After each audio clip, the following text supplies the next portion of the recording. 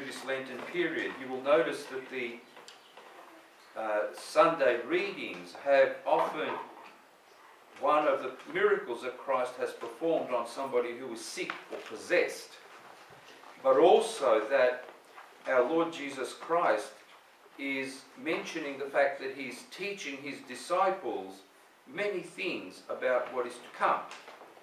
And in this situation, he was saying that he is teaching them that the Son of Man will be delivered into the hands of men, and they shall kill him, and having been killed, he shall rise himself on the third day. Even though he told them these sorts of things, the disciples, not really realizing the fullness of spiritual life and the fullness of the great salvation which was about to befall them, didn't really understand precisely what he meant by these words. It was a slow process. Even after his resurrection, when he walked with them for some 40 days, he continued to teach them and show them all the sorts of things that are needful in the church that was established now on earth, and that they would be the bishops of. On this particular Sunday, the church brings forth to us one of the great saints, St. John of the Ladder, who is able to show us many of the fine aspects about spiritual life.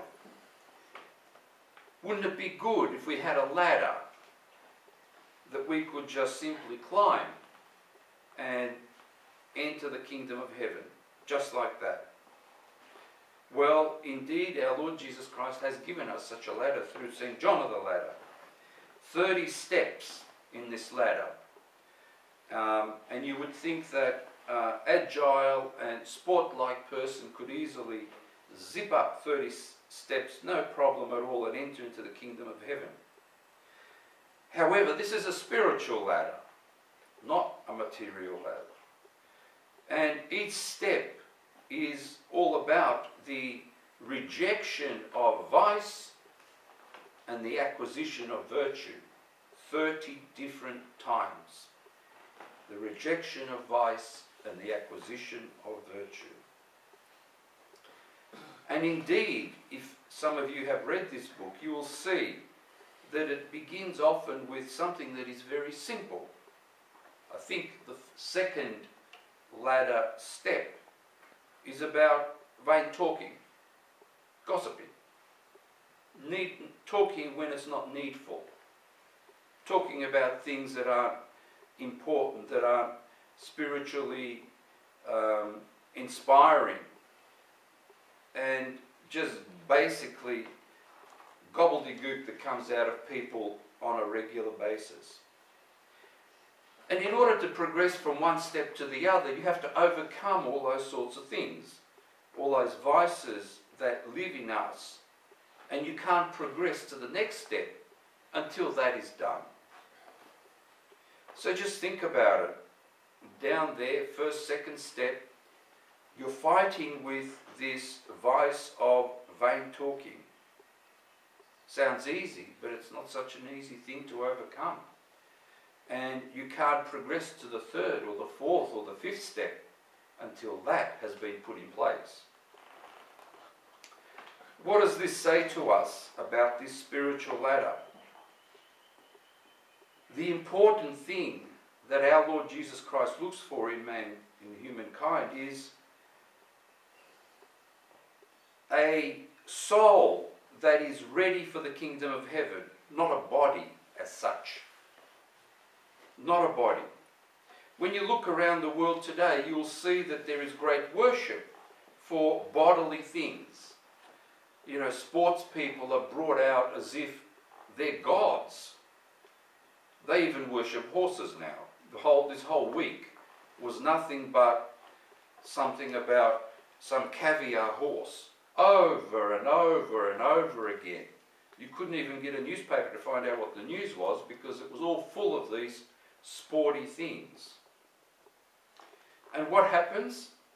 They get old and they die, get buried and their flesh rots. So much for their bodies. That's it.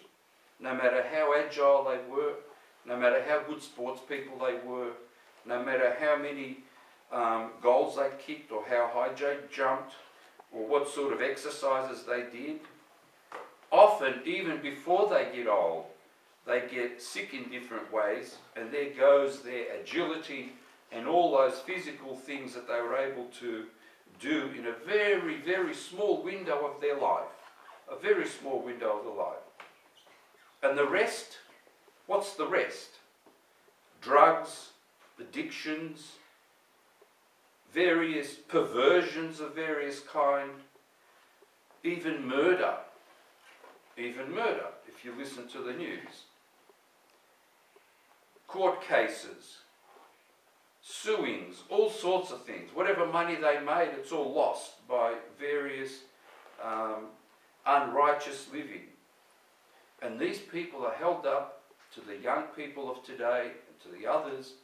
And you go to sit in a tram or a train and you listen about people, and they talk about these so-called sporting heroes endlessly. Absolutely endlessly. I don't know what is there to say about them. You can't learn anything good from their actions, that is for sure. But yet they are held up to us as something very special and something to which to model our life. People bring pictures of them into their houses, that is, icons of them, and plaster them all over the place. They have what they call merchandise from these people. You know, they have their names on t-shirts and boots and all sorts of things like that. And all that is held up as something very good. Sounds to me like a religion. That's what it sounds like. Icons, worship, heroes, remembrances, endless talk about it. One man went to New York and he was busting to go out into the big baseball stadium, the main one there. I forget what it's called. Anyway, when he had the chance through various contacts, because no one is allowed to go out onto the field, he managed to go out onto the field, and he had a religious experience. Thoughts and feelings came over him. He had a religious experience, like being in a holy place. What has the world come to today? What has it come to? It's rejected the way to salvation for eternity and started to worship its flesh, which dies and rots away, turns into dust, turns into the earth, and that's it. It's gone. It's nowhere to be found. St. John of the Ladder puts a very heavy stamp upon this in all of his steps. 1 to 30, there is much discussion about how to subdue those things which are today held in great regard by the earth, by people.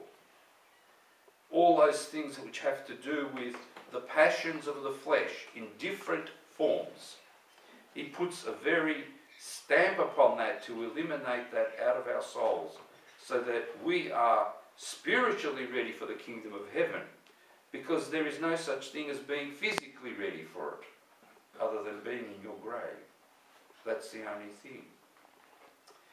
And each one of those steps doesn't take a day or two. It can take months and years to acquire. Months and years.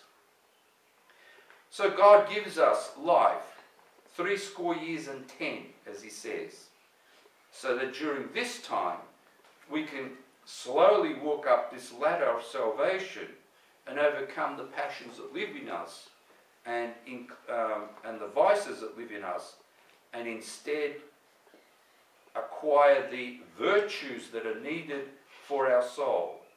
It's a slow process. It can't be done quickly like the world expects it to be. And I guess on account of this, very few even try. And when they try, they realize very quickly how much they are addicted to the passions of the flesh, not having the truth of orthodoxy, not being baptized, not having Holy Communion, and all the sacraments, they give up. They give up straight away and go nowhere else. Try and tell some of these heroes of today about a virtuous life. They will laugh at you. And all those around you will laugh at you. And yet these are the sorts of things that get us into the kingdom of heaven and bring true peace to the world. But they truly rearrange the world so that it can live the way it's supposed to be, and not through the way that it's heading now, which is going to be some sort of disaster. Every one of us on this particular ladder, whichever step you might be on and whatever you are doing, has to be careful, because if you are understanding of what's going on, and in spiritual life you have to have some understanding, you will also realize that having taken a few steps, you can also be pulled down again. You can be pulled down. Just because you've gone a few steps and you're hanging on there, there are creatures just waiting to pull you down. We read about one of these today, a boy possessed from his birth, from his childhood, by a creature that would throw him into the fire and water and convulse him and make him to foam at the mouth and all sorts of things. And nobody could cure him.